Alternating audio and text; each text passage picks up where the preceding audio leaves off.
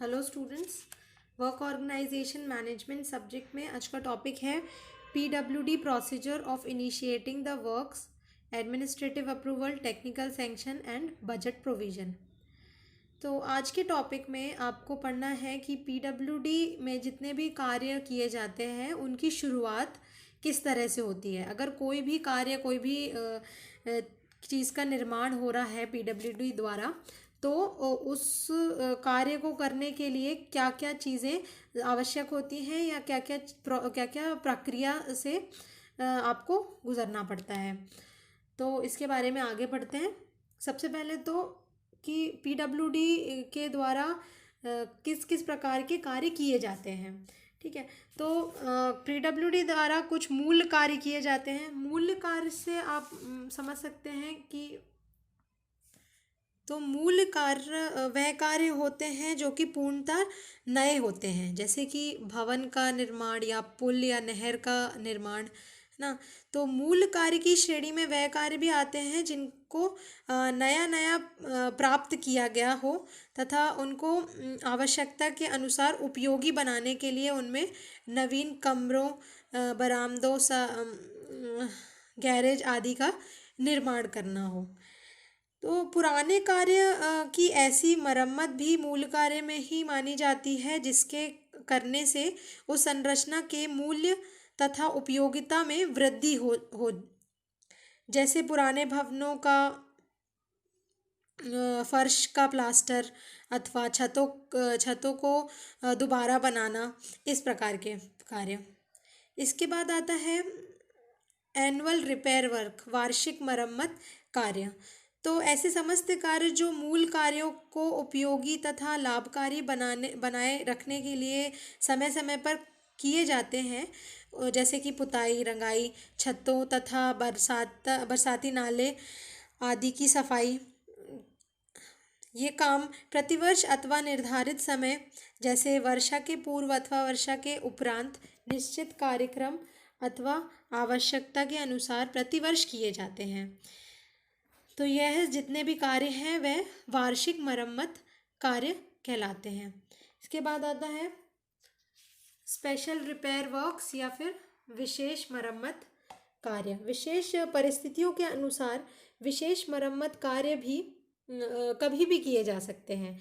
इसके लिए समय की कोई सीमा निर्धारित नहीं है। विशेष मरम्मत कार्य में ऐसे कार्य होते हैं जो सामान्य रूप से वार्षिक मरम्मत के कार्यों के अंतर्गत नहीं आते हैं तथा आकार, प्रकार तथा परिमाण में वे मूल कार्यों से छोटे होते हैं। एग्जाम्पल के लिए आप ले सकते हैं जैसे टूटी फूटी या फिर टूटी फूटे दरवाजे या खिड़कियां, चौखट हो गए जो, है ना, उन सबको सुरक्षा की दृष्टि से बदलना आवश्यक होता है। जैसे कि छत की टूटी लकड़ियां, है ना, ये सब जो होते हैं वो कभी कभी इनकी मरम्मत होती है और इसीलिए ये विशेष मरम्मत के कार्यों में आते हैं। अच्छा, जो मैं एग्जांपल्स दे रही हूँ वो बिल्डिंग से रिलेटेड है, लेकिन ऐसे जो कार्य हैं वो हर किसी संरचनाओं के लिए किए जाएंगे। इसके बाद आता है एडिशन और ऑल्टरनेशन वर्क। ठीक है, परिवर्तन या परिवर्धन के कार्य। तो इन कार्यों में आते हैं जैसे कि नवीन बरामदों का निर्माण, रसोई के लिए अतिरिक्त कमरा बनाना, कार के लिए कोई गैरेज बनाना, नौकरों के लिए कमरे अथवा छत पर बरसाती आदि का निर्माण करना। तो ऐसे काम जो कि ओरिजिनल वर्क या मूल कार्य में किए जा चुके हैं, लेकिन उन्हीं कार्य को आगे बढ़ाया जा रहा है ना, उनको आप एडिशनल या ऑल्ट्रेशन वर्क कहते हैं। ठीक है, इसके बाद आते हैं कि कार्यों को शुरू करने की प्रक्रिया क्या होती है। तो अब पीडब्ल्यूडी जो विभाग है उसमें कोई भी कार्य प्रारंभ करने से पहले उसकी उपयोगिता तथा संभावना जानना बहुत आवश्यक है। इसका मतलब है कि अगर आपको कोई सड़क बनानी है या कोई बांध बनाना है, तो आपको पहले ये देखना पड़ेगा कि उसकी लागत कितनी आ रही है और उससे कितने लोगों को फ़ायदा मिल रहा है, कितने लोगों के लिए वह चीज़ उपयोगी है। अगर वह जो भी प्रोजेक्ट है या जो भी कार्य है, अगर वह बहुत ही महंगा हो और ज़्यादा लोगों को उपयोग में नहीं आ रहा हो, तो वह कार्य करना सही नहीं माना जाता। तो कार्य को शुरू करने से पहले सबसे पहले उसकी उपयोगिता और संभावना को देखा जाता है। और आप जैसे ही समझ लेते हैं कि कार्य जो है वो उपयोगी है, तो आप प्रोजेक्ट को अम, एक एडमिनिस्ट्रेटिव अप्रूवल दिलवाते हैं, टेक्निकल सैंक्शन दिलवाते हैं और फिर बजट प्रोविज़न होता है। अब इन सब के बारे में अपन आगे डिटेल में पढ़ते हैं। सबसे पहले आता है एडमिनिस्ट्रेटिव अप्रूवल, प्रशासकीय स्वीकृति। तो यह जो प्रशासकीय स्वीकृति, इसमें सभी विभागों के कार्य लोक निर्माण विभाग अथवा अन्य विभागों द्वारा किए जाते हैं। कार्य विभाग ऐसे भी सभी कार्य अथवा कार्यों के लिए विभाग की आवश्यकताओं के अनुरूप एक प्राथमिक स्तर का एस्टीमेट बनाकर संबंधित विभाग को भेज देते हैं। इसका मतलब है जो भी डिपार्टमेंट को काम करवाना है या कहीं पे भी कोई काम करवाना है, तो उसके लिए सबसे पहले एक स्टेज 1 एस्टीमेट बनाया जाता है और उसको जो भी विभाग उसके अंतर्गत आ रहा है उसको वो भेजा जाता है। ठीक है। फिर संबंधित विभाग यदि उस एस्टीमेट से सहमत होते हैं तो उस पर अपनी स्वीकृति प्रदान कर देते हैं। इसका अर्थ यह होता है कि संबंधित विभाग चाहे गए कार्य पर एस्टीमेट के अनुसार खर्च करने के लिए तैयार हैं। अब संबंधित विभाग के अधिकारियों को इस प्रकार के व्यय की स्वीकृति प्रदान करने की एक सीमा निर्धारित है।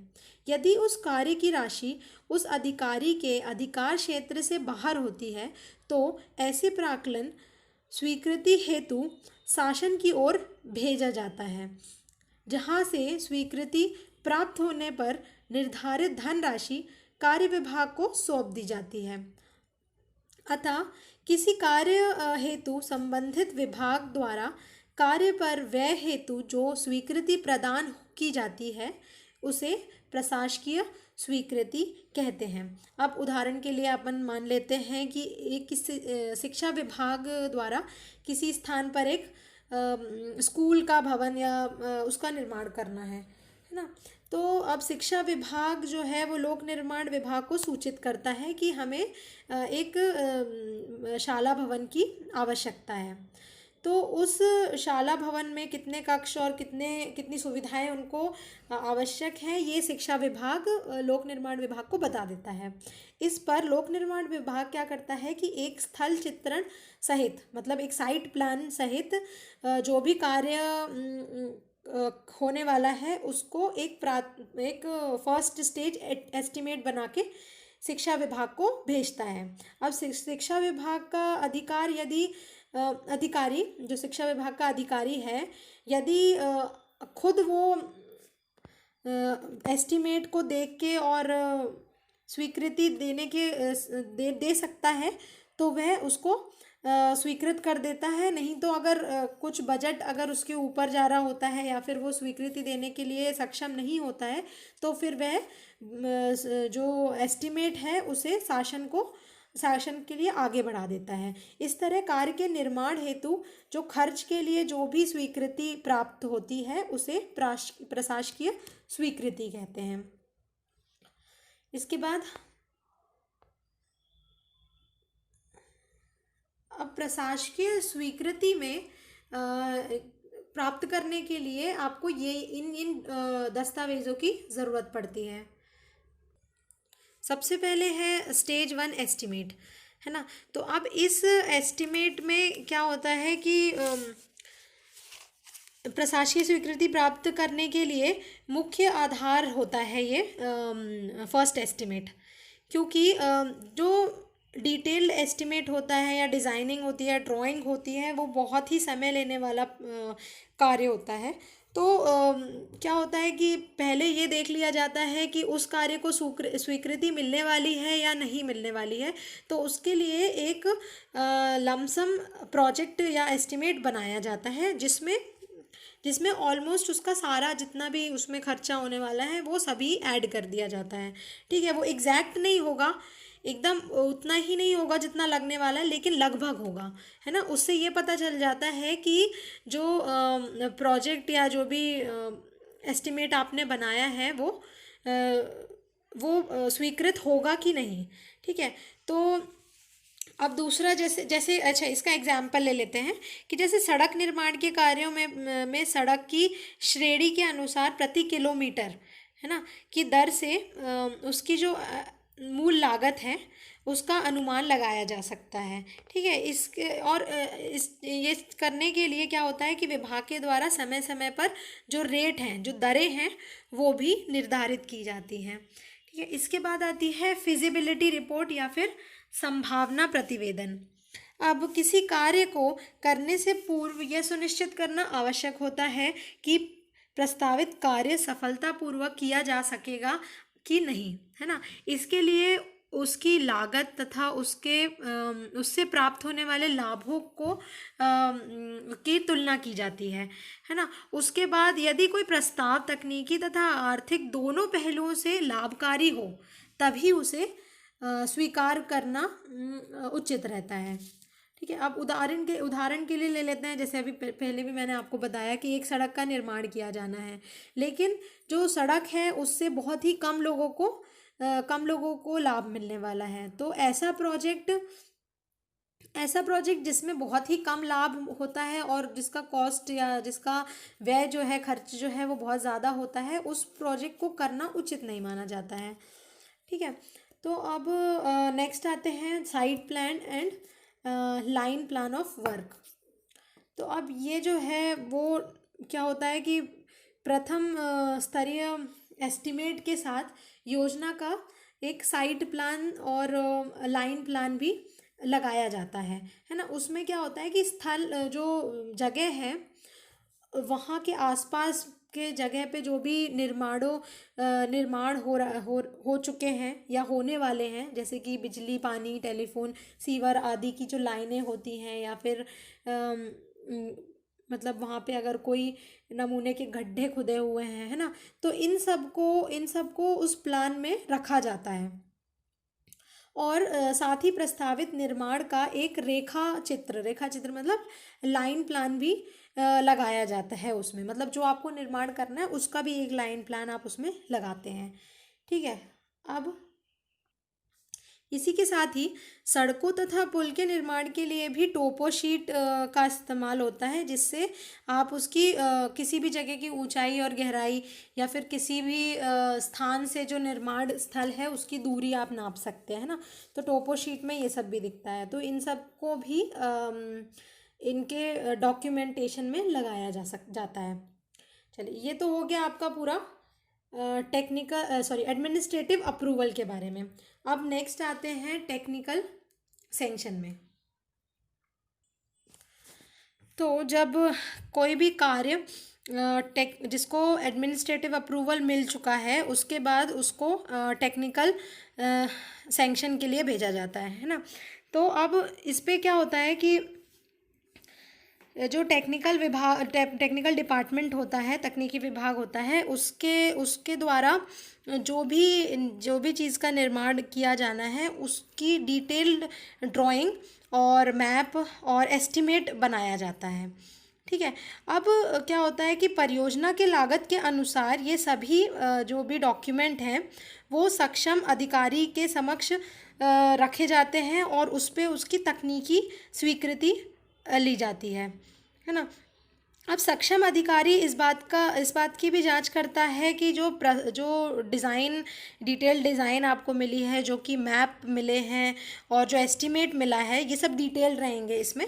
तो ये जो चीज़ें हैं वो स्ट्रक्चर मतलब वो संरचना की दृष्टि से कितने सुस्थिर हैं, सुरक्षित हैं या प्रैक्टिकल हैं, मतलब व्यवहारिक हैं, तथा उसमें कितना खर्चा आने वाला है ना, कितना मतलब वो इतने इकोनॉमिकल है या नहीं है। तो ये जो अधिकारी जो भी टेक्निकल सैंक्शन देता है वो इन सब चीज़ों का ध्यान रख के ही टेक्निकल सैंक्शन जारी करता है। वह यह भी देखता है कि उक्त परियोजना के व्यय के लिए पर्याप्त प्रशासनिक स्वीकृति तथा आवंटन उपलब्ध है या नहीं, है ना। उस तो पहले सबसे पहले टेक्निकल सैंक्शन करने वाला अधिकारी ये भी देखता है कि उस परियोजना में पहले से ही प्रशासकीय स्वीकृति मिली हुई है कि नहीं, है ना। और इन सब की जांच करने के बाद वह अपनी स्वीकृति तकनीकी स्वीकृति के रूप में प्रदान करता है। तो अब क्या होता है कि हर अधिकारी के पास कुछ कुछ तकनीकी स्वीकृति के पावर रहती है। जैसे कि जो चीफ इंजीनियर होता है उसके पास कितने भी अमाउंट का खर्च का काम करने की पावर रहती है, जबकि जो सुपरिटेंडेंट इंजीनियर रहता है उसके पास 15 लाख रुपए के तकनीकी सैंक्शन देने की पावर रहती है। इसी के साथ जो एग्जीक्यूटिव इंजीनियर रहता है उसके पास 5 लाख रुपए तक के टेक्निकल सैंक्शन करने की पावर रहती है। अच्छा, ये जो चीज़ें हैं वो बदल भी सकती हैं, जैसे जैसे रूल्स चेंज होते हैं उस हिसाब से ये चीज़ें बदलती हैं। तो ये था टेक्निकल सैंक्शन। इसके बाद आते हैं बजट प्रोविज़न में। ठीक है, अब जब किसी भी प्रोजेक्ट का एडमिनिस्ट्रेटिव अप्रूवल हो चुका है और टेक्निकल सैंक्शन हो चुका है तो उसका एक लमसम अमाउंट पता चल जाता है, टोटल कॉस्ट पता चल जाता है कि कितना उसमें पैसा लगने वाला है, क्या क्या चीज़ें उस कार्य को करने के लिए आपको लगने वाली हैं। तो क्या होता है, एक प्रोजेक्ट रिपोर्ट तैयार की जाती है जिसमें उसमें लगने वाले कच्ची सामग्री या जो भी सामग्री उसमें लगने वाली है वो उनको रखा जाता है। उसके साथ ही साथ कौन सा संगठन उसमें कार्य करने वाला है उसको रखा जाता है, और उसके बाद उसमें जो टोटल खर्चा होने वाला है ना, उसको भी रखा जाता है। इन सब के मिला के एक रिपोर्ट बनाई जाती है जिसे शासन को भेजा जाता है या डिपार्टमेंट हेड को भेजा जाता है, जो कि उस प्रोजेक्ट के लिए बजट या समझ लीजिए खर्चों को देखता है, और यह स्वीकृति देता है कि ये जो कार्य आप करने वाले हैं ये उचित रहेगा या नहीं, है ना। तो इसका मतलब है कि वह देखता है कि जो खर्चा आपने लिख के दिया है, मान लीजिए कि आपने बोला है कि हम 2-4 किलोमीटर वाली रोड बनाने वाले हैं और उसका खर्चा जो है वो 5 करोड़ आएगा। तो बजट प्रोविज़न में होता है कि आपने जो रोड का एस्टीमेट और प्रोजेक्ट बना के दिया है उस पे आपको 5 करोड़ की लागत लगने वाली है, तो वो 5 करोड़ की लागत आपको कितने समय के लिए लगने वाली है उस तरह से वो आपको पैसा जो है या खर्चा जो है वो समय समय पर उपलब्ध कराता रहता है। तो ये होता है बजट प्रोविज़न।